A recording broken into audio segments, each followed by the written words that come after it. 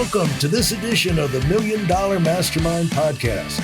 This is where we pick the brains of high achievers from all walks of life and get their hard-earned, real-world insights on winning. I'm your host, Larry Weidel. I'm going to divert again, since you went down that highway. Most people, when they take their family on vacations, number one, don't go to Kenya. And number two, if they do go to Kenya, it's some kind of tourist thing or go see animals. What are you doing in a school in Kenya? Yeah, I wanted to take my kids off the beaten path. I wanted to take them somewhere where they were going to see things that they don't get a chance to see and experience other parts of the world and just kind of get raw, if I can use that term, get raw. Yeah. So when I planned this journey, that was the purpose of it. Listen, there's one thing I learned when you make some money is you get to do all the fun and fancy things, but that gets pretty boring after a while. Nice hotel room becomes a nice hotel room becomes a nice hotel room. A nice car going to a nice car. But you know what's really cool is we can explore parts of the planet that others can't really do or don't do and have influence or have those experiences. So that's what I've chosen to do. So I took my kids to Kenya. We ended up in this little village. I met some friends down in Lamu town, a village of, oh my God, man, it's this island down in the South Indian Ocean. And there's no vehicles on the island. There's no donkeys. I hooked up with some friends down there. Don't ask me how those friends became my friends, but they changed my family's life down there. They took us to this other village where the entire economy was woven hats and woven mats. There was nothing else. So being a part of that was extraordinary. Well, sure, we did the safari, and sure, we did the things you do in Kenya or in Africa. My second time back to Africa, because I climbed Kilimanjaro a few years ago and I wanted to show my kids the other side of Kilimanjaro. That's how I ended up there. And it was a place that I needed to go to have an adventure and show my kids life about an adventure. Now, when what a great idea. What a great experience, formative experience for them. And as you go out, we were talking about, you've got to learn how to solve problems. You've got to learn how to be a self-starter. Really, without that, you're dead. And that's probably something that you come back to or have come back to time and time again in your business career, business coaching career, would you say? Yeah, absolutely. I guess I've come back to it here within the last 9 months when I was like, you know what? All right, hit 50. I know I still got some value to offer back to society and went down this path and started a new company late last year called Legacy Space that I did not make it. And then made a pivot this year to the Business Athlete Performance Lab, bapl.ai, which I'm really excited about that and excited about, the solutions that we're building with that. But I'll tell you that in itself has taken a whole new level of, it's been different, right? And when I started my first company, a different stage in my life, my kids, everything was different. Now I'm like, all right, I don't have 24 hours in I don't have my time like I used to have before. A lot of people have my time. A lot of people have dad's time now, right? So it's been different, but it always got to execute. When you're getting out of bed in the morning or you're laying in bed in the morning and the alarm clock goes off and you say to yourself, okay, well, I just think I got to have a snooze or I'm kind of having a pause of a morning. You got to go. You just got to find a way to go because nobody else is going to. Nobody's going to come get you. The other thing that you eventually realize that otherwise you're bored. You know what I'm saying? People retire.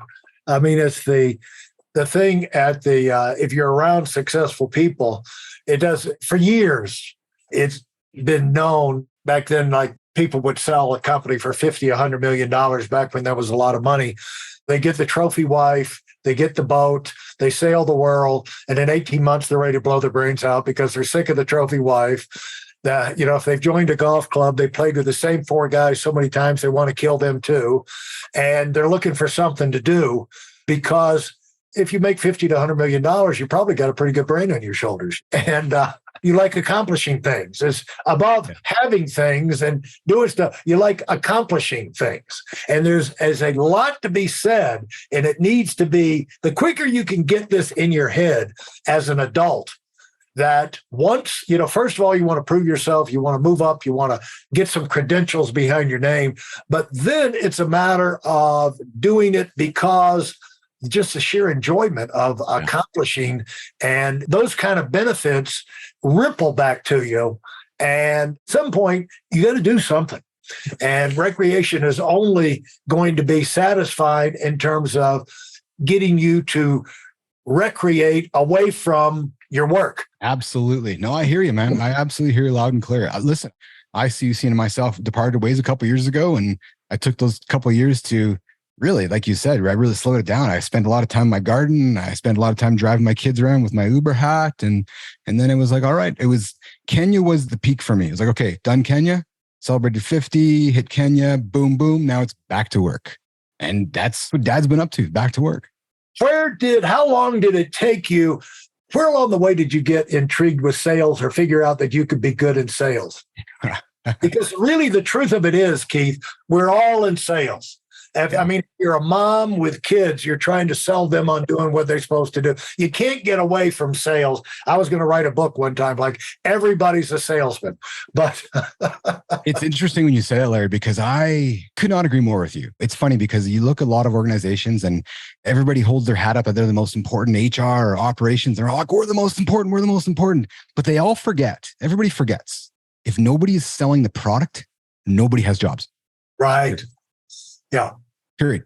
Period. Like there's no HR, there's no operations, there's none of everything else that we all like to have or want to have and we think we need to have, but actually we don't need to have, because if the CEO or the president's selling, nobody else is it's funny to me because sales is the core of a business. It really is. Right.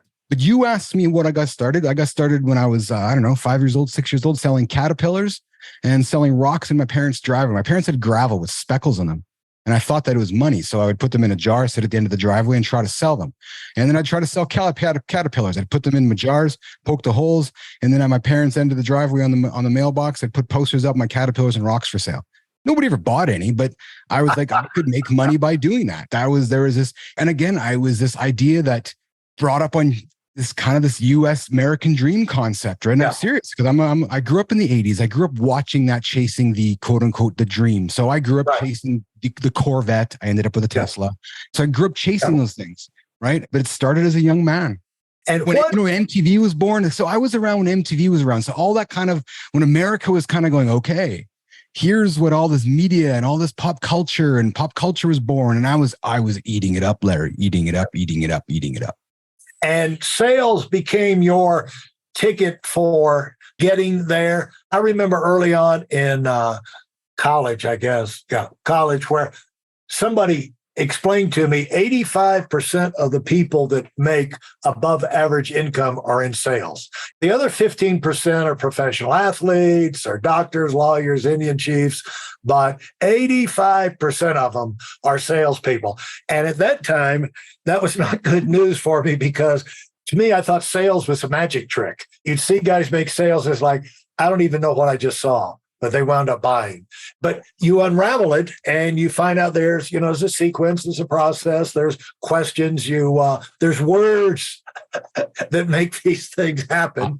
I learned from one of the best sales organizations around, Xerox, and you can relate to probably that girl, knowing back in the day, they were known as the sales organization. They taught me how to sell. Let's just talk about that process because you have people right now that are running organizations, having salespeople come in. They've got sales training programs, or they're going to need to develop sales training programs.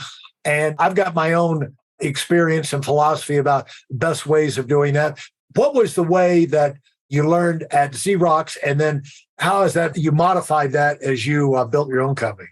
Yeah, great question, Larry. It's simple to me, really. It's talking to people, right? Yeah. So now, let's define those three words, talking to people, whether that's one-to-one, whether that's through mass marketing. And then it comes down to numbers, doesn't it? And what Xerox taught me was, okay, if I talked to 10 people a day, 50 people from Monday to Friday, then out of those 50 people I talked to, how many of them could be prospects? And then out of those prospects, how many can I turn into suspects and how many could I close? So I learned the art of what the numbers meant. Right. What I also learned was that selling happens between 7 a.m. and 7 p.m. and all your other work. And for anybody listening right now, this is the key, right? 7 a.m. to 7 p.m. you're selling. All the other work happens when you're not selling.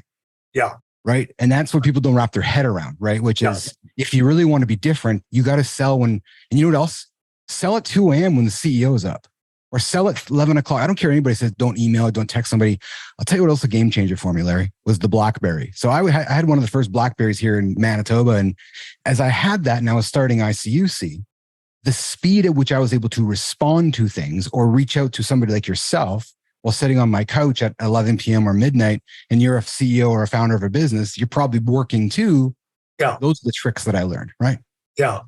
Now, how do they, do they have put you through a 1 month long training program there's a thing about classroom training really goes in one ear and out the other. I'm saying it's just babble.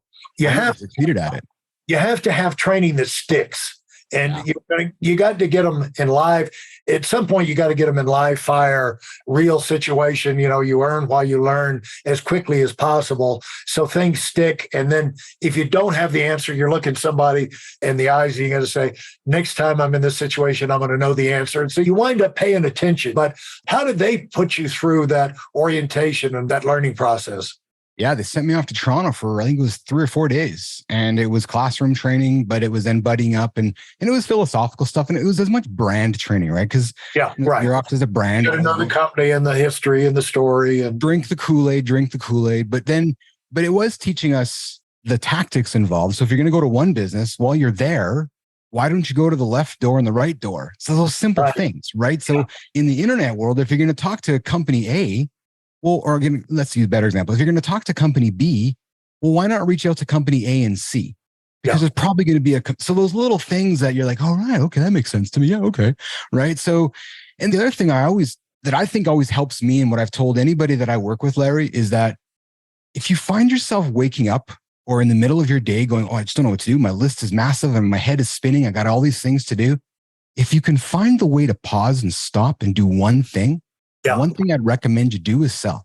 Because if you can drive revenue, everything else doesn't matter, right? So if you can think to yourself, okay, and even if it's an indirect way to drive revenue, but stop thinking about all the other programs or problems and go, okay, I'm going to do this task right now because this task is going to lead to more revenue. Yeah. Because your boss, nobody will ever say, well, Larry, you shouldn't be doing that. Yeah, but I'm just trying to make money for the company. Oh, okay, good job. Right? Yeah. It's a simple thing. Just focus on revenue, sales, right? Thanks for listening to the Million Dollar Mastermind. If you felt there were any valuable takeaways from this episode, please take a minute and leave us a 5-star review. Your feedback is important and really helps us get the word out to a wider audience. Remember, we have a valuable webinar that is absolutely free. Register for it right now at weidelonwinning.com. Thanks for listening.